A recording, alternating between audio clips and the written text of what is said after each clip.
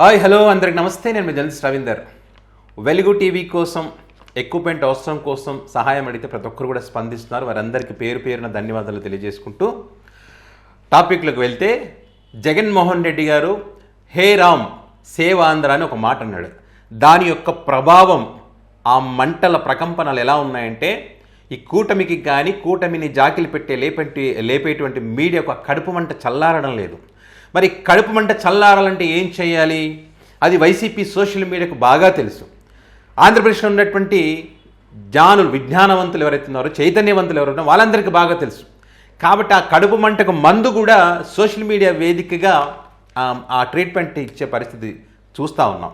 So దానికి సంబంధించినటువంటి 2 video clippings, అది కూడా ఎట్లా తెలుసా, ఆ ఛానల్లో వాళ్ళు జగన్ గారిని ఉద్దేశించి మాట్లాడిన తర్వాత దానికి మందు చంద్రబాబు నాయుడు గారు, పవన్ కళ్యాణ్ గారు, హోమ్ మినిస్టర్ వంగల్పూడి అనిత గారు, అదేవిధంగా వాళ్ళ టీడీపీ పార్టీకి చెందినటువంటి ఒకప్పుడు అంబేద్కర్గా కొలిసినటువంటి వాళ్ళు ఇప్పుడు దయ్యంగా మారినటువంటి ఒక టీడీపీ ఎమ్మెల్యే జగన్ గారిని ఉద్దేశించి చెప్పినటువంటి మాటలు కూడా అవి ఎట్లా ఏందని చూపిస్తా వీడియో క్లిప్పింగ్స్. ఇక్కడ చూడండి, జగన్మోహన్ రెడ్డి గారు ఏమన్నారు, సింపుల్ అండి. 2 సంవత్సరాల క్రితం, అంటే కూటమి రాకముందు వరకు ఆంధ్రప్రదేశ్లో ఎలాంటి పాలన ఉంది, లాకప్ డెత్తులు లేవు, రూల్ ఆఫ్ లా ఉంది. జగన్మోహన్ రెడ్డి గారు అధికారం ఉన్నప్పుడు జంగిల్ పాలన లేదు. 2 సంవత్సరాల క్రితం అవినీతి లేదు కాబట్టి వైసీపీ పార్టీ ఓడిపోయిందనే చర్చ కూడా మనం చూసాం.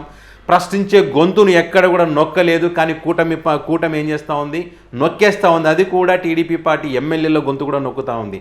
సంక్షేమము, అభివృద్ధి, విద్య, వైద్యము,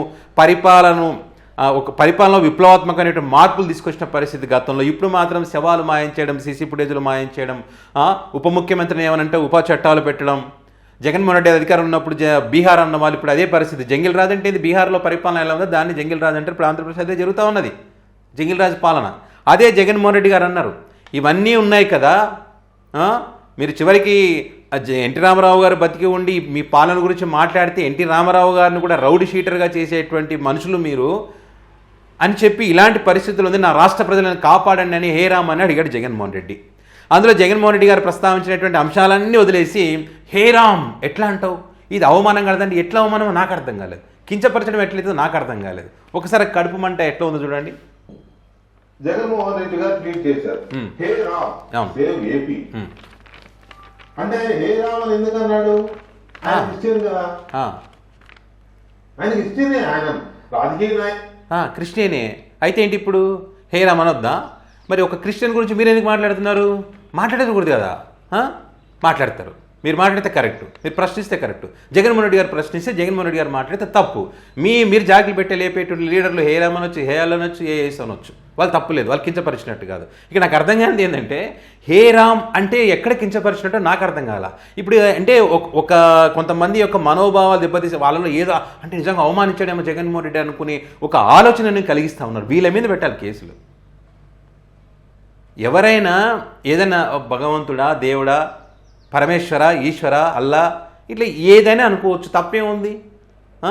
అన్ని మతాల సారాంశం ఒక్కటే, అందరూ దేవుళ్ళు ఒక్కటే అనే భావనతో మనం ఉంటాం, తప్పే ఉంది. జగన్మోహన్ రెడ్డి గారు అంటేనే తప్పు వచ్చిందా? మన చంద్రబాబు నాయుడు గారు కూడా అన్నారు కదా, వంగి దండాలు పెడుతున్నారు జగన్మోహన్ రెడ్డి అని చెప్పి. మీరు ప్రధానమంత్రి మోదీకి వంగి దండాలు పెట్టినటువంటి వీడియో పెద్ద ఎత్తున వైరల్ చేస్తారు వైసీపీ వాళ్ళు. దీనికన్నా తక్కువేం కాదు. దేవుడి దగ్గర వంగి దండాలు పెట్టక మరి ఇంకెట్లా దండాలు పెడతారు? మరి దేవుడి దగ్గర అదే కదా, వంగి దండాలు పెట్టాలి కదా.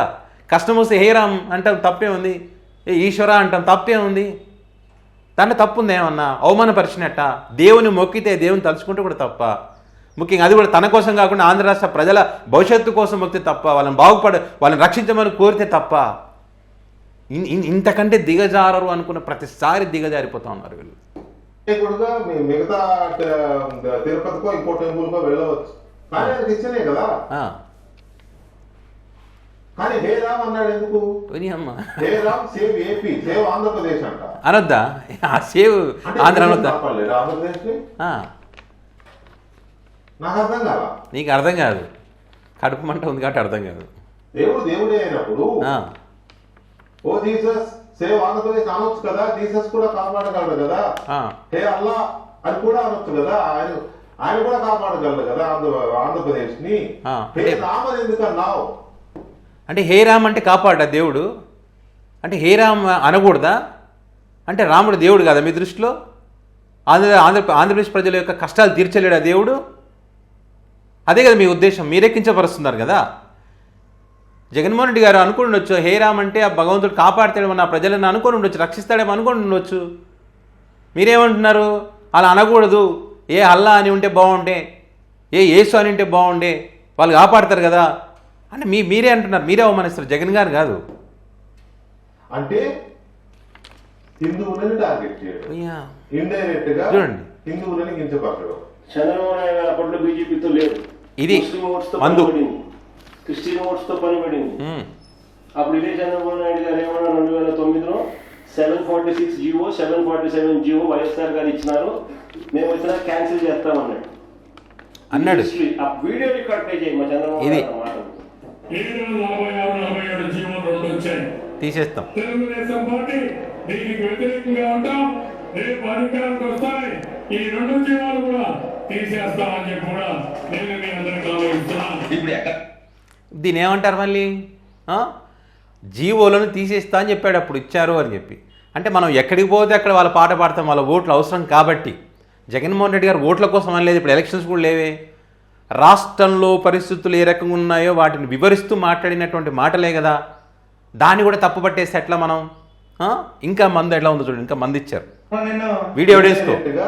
హిందువులని కించపరచడం. నేను మ్యారేజ్ ఇప్పటికీ కూడా నా బ్యాగ్ లో బైబిల్ ఉంటుంది. నా స్నేహితుడు కూడా పాస్టర్, నాతో పాటు చదువుకున్న స్నేహితుడు కూడా పాస్టర్ ఉండేవాడు. నేను ఇంటర్మీడియట్ చదువుకున్నప్పుడు వాడు పాస్టర్ అయిపోయాడు. చాలా తెలుసు, దేవుని పిలుపు వచ్చినప్పుడు మనుషులు ఎలా అయిపోతారో తెలుసు నాకు. సో తను కూడా నన్ను ఒకరోజు దాన్ని మన ప్రేయర్ కాదు దాన్ని నన్ను బ్యాప్టైజ్ చేశాడు. సో పవన్ కళ్యాణ్ గారు కానీ, హోమ్ మినిస్టర్ వర్యులు కానీ, సీఎం చంద్రబాబు నాయుడు గారు కానీ ఆయా ప్రాంతాలకు వెళ్ళినప్పుడు, అక్కడికి వెళ్ళినప్పుడు ఇక వాళ్ళు మాట్లాడినటువంటి మాటలు, వాళ్ళు ధరించినటువంటి దుస్తులు, ఇది కరెక్ట్ వాళ్ళ దృష్టిలో. జగన్మోహన్ రెడ్డి గారు హే రామ్ అంటే తప్పు అయిందంట. జగన్మోహన్ రెడ్డి గారు ఏ మాట్లాడినా తప్పే, ఏ దేవుని మొక్కినా తప్పే. ఇది చూసావా, బైబిల్ పట్టుకుంటేనేమో బైబిల్ ఎందుకు పట్టుకున్నాడు, బైబిల్ పట్టుకోకుండా ఉండలేరా, బొట్టు ఎందుకు పెట్టుకున్నాడు, అక్షంతలు ఎందుకు ఇట్లా అనుకున్నాడు, ఎందుకు నాటకాలు ఆడుతున్నాడు, ఏంది ఇది, వేరే సమస్యలు లేవా? చాలా సమస్యలు ఉన్నాయి కదా, జగన్మోహన్ రెడ్డి గారు చెప్పిన దాంట్లో అనేక సమస్యలు ఉన్నాయి కదా. ఒక తల్లి బూడిదన్న ఇవన్నీ అడుగుతా ఉంది కదా, ఒక తండ్రి తన కూతురు కోసం, జాహ్నవి కోసం వెతుకుతున్నాడు కదా, దాని గురించి మాట్లాడమా? క్రాంతి కుమార్ కుటుంబం ఈ రోడ్డున పడింది కదా, చిన్న కుటుంబం, చిన్న భిన్నమైంది కదా, దాని గురించి మాట్లాడమా మనము? రాష్ట్రంలో అనేక లా అండ్ ఆర్డర్ కంట్రోల్ తప్పిందని స్వయంగా డిప్యూటీ సీఎం పవన్ కళ్యాణ్ గారు చెప్పారు కదా, దాని గురించి మాట్లాడమా? ప్రశ్నిస్తే గొంతు నొక్కేస్తామన్నారు కదా, దాని గురించి మాట్లాడమా? రాష్ట్ర ఆర్థిక పరిస్థితి చాలా దారుణంగా పడిపోతున్న పరిస్థితి, దాని గురించి మాట్లాడమా?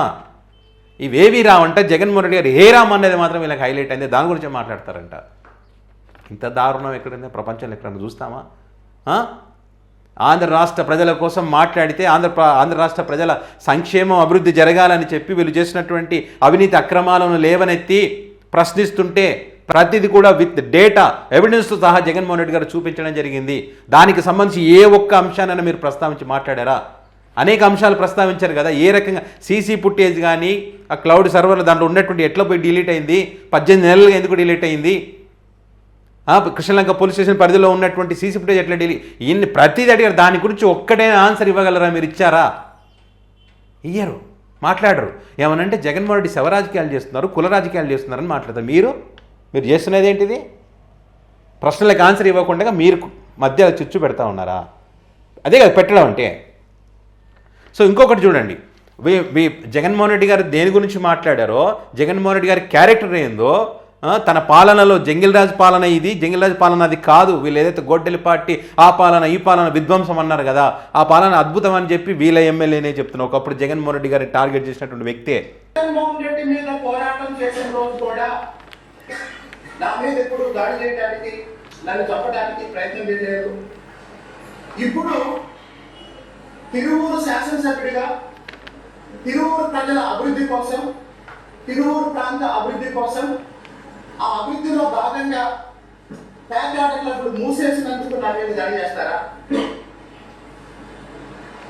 లేకపోతే రేషన్ మాఫియా గురించి ప్రశ్నించినందుకు నా మీద దాడి చేస్తారా? తిరువూరు నియోజకవర్గానికి ప్రతి నెల 151 టన్నుల రేషన్ బియ్యం వస్తుంది. తిరువూరు నియోజకవర్గ పరిధిలో ప్రతి నెల ₹1 కోటి రేషన్ మాఫియా కుంభకోణం జరుగుతుంది. చాలా చెప్పారు ఇట్లా. ఒక నియోజకవర్గంలోని ఎగ్జాంపుల్ ఇది. రాష్ట్ర వ్యాప్తంగా ఇదే రకమైన పరిస్థితులు ఉన్నాయనేదే జగన్మోహన్ రెడ్డి గారు చెప్పింది. సీజ్ ద షిప్ అన్నారు. ఏమైంది పవన్ కళ్యాణ్ గారు? ఇలాంటి అంశాలు చాలా ఉన్నాయి. ప్రశ్నించేవాడు ప్రశ్నించడం లేదు, ప్రశ్నించిన వాళ్ళని జైల్లో పెడతా ఉన్నారు, అనగదొక్కేస్తూ ఉన్నారని ఇట్లా మాట్లాడితే మీరు ప్రశ్నించాల్సిన బాధ్యత ఒక జర్నలిస్ట్గా, ఒక మీడియాగా మీకుంటే మీరేం చేస్తున్నారంటే దాన్ని డైవర్ట్ చేసి ఇంకో రకంగా పెట్టి జాకిలు లేపి వేరే వాళ్ళని హైలైట్ చేసే ప్రయత్నం చేస్తున్నారు. మీకు ప్రజా సమస్యలు పట్టవు, ప్రజల గురించి మీరు మాట్లాడరు. మీకు కావాల్సింది మీ వాళ్ళు అధికారంలో ఉండాలి, జగన్మోహన్ రెడ్డి పేదల పక్షపాతి కాబట్టి ఎట్టి పరిస్థితులు రాకూడదని ఒక కాన్సెప్ట్ తప్ప వేరే ఏమైనా ఇది చూసిన తర్వాత అనిపిస్తుందా? ఎవరైనా చెప్పండి, కూటమి ఫ్యాన్స్ చెప్పండి, కూటమి అభిమానించే వాళ్ళు, కూటమి ఓటేసిన వాళ్ళు, విజ్ఞానవంతులు ఎవరైనా సరే చెప్పండి, ఏ రామ్ అంటే ఏమైనా తప్పు ఉందా? దానికి సంబంధించి ఏమైనా ఉంటే తప్పు ఉంది అంటే కనుక కింద కామెంట్ బాక్స్లో కామెంట్ చేయండి.